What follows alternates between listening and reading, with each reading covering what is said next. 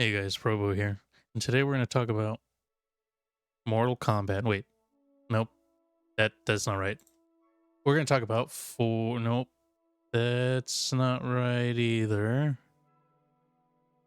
Oh, yeah, here we go. We're going to talk about Dead by nope. Not quite there yet.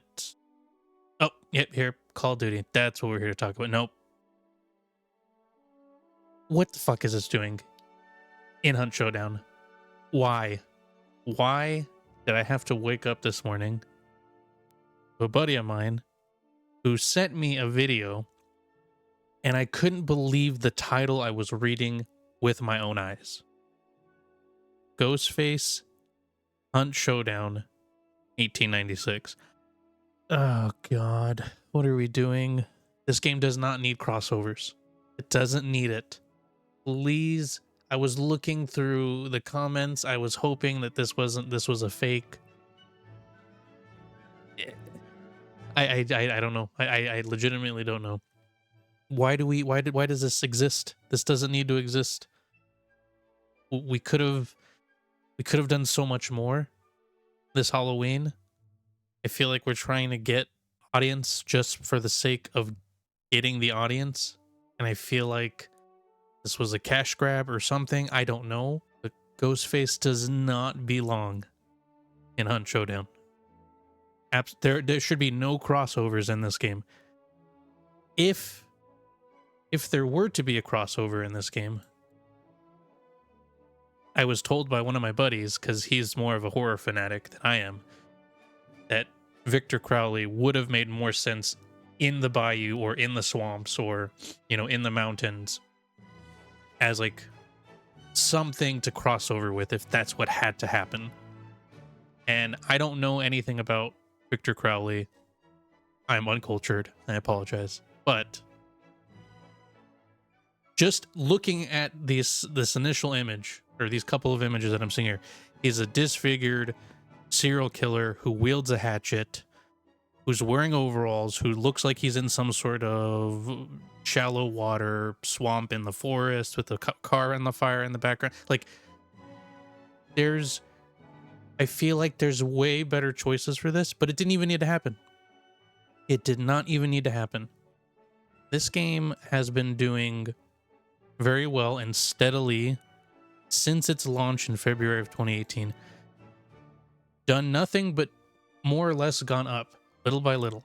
So we started off with it's 1300. This is only Steam. No, this isn't console numbers. So, but just from a Steam's perspective, PC players, we've gone from nearly 1400 players. We're keep gaining, and of course, as a game's life cycle goes on, it tends to lose players. However, this game has, over the course of its entire lifetime, has done almost nothing but gain and gain and gain. Sure, there's going to be some losses every now and again, but that's to be expected. The thing is, though, is that when you start with like roughly 1400 players, the following month you get almost 2500 players, and of course you're going to be seeing those drops. But as more and more stuff comes out, this average slowly, little by little, goes up over the course of Hunt Showdown's life expectancy. We started at 1400, and then several large updates have come out. We're gaining more. We're at 4,000, 5,000, 6,000. We lose a bit. That's fine. We're still hovering around the 5,000 mark. 6,000 back update came out. Okay, big update came out. Another 6,000, 7,000. Big update came out. 10,000, 14,000. Okay, we're dropping. That's to be expected, though. But we went from 9,000 after an update or after an event, whatever. Or we went from, I should say, 6,000 prior to an event or prior to an update. Lost some players because that's just how it is. 9,000. That's like a 4,000 to 5,000 player increase on average. Okay, look, another big update came out. Something happened.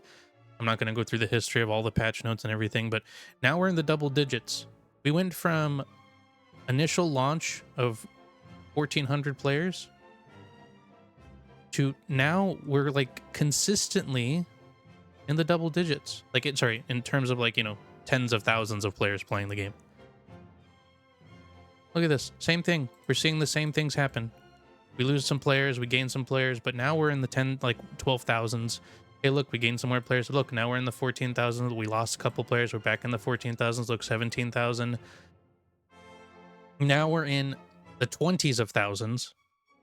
Update comes out, we lose some players. Update comes out, we lose some players. 19,000, blah, blah, blah. This is when the game started to get a little stale. Probably not a lot of updates. Here's the 19...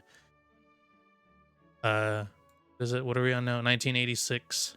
1896. God damn it, this title's not good. New hunt patch, August. Of course, this is gonna happen, right? But now, like, it feels like we're moving in a direction that's just not good for the game. Just based on Steam charts alone. Our average has gone down significantly. I don't know if this is like some sort of effort to bring it back. This will definitely get eyes on the game. I don't know if it's the right eyes you're looking for, though. What we could have done is, and it probably wouldn't, I don't know if any eyes is good eyes, but what we could have done is use the vast amount of hunter lore that's in the game to possibly create your own serial killer of some kind. There are so many different things that you could have done that this somehow happened. This is like, I think a long time ago, with how like crazy some of the skins were getting, I told one of my buddies, I said, if we get some sort of celebrity or some sort of crossover or something into this game, I feel like this game is going to die. And we're here. Unfortunately, we're here. But I feel like this is a trend. And for some games, I think it works. For games like this, where you have a niche, you have a very, very nice corner niche. You're in the swamps, you're in the 1800s, now we're in the mountains.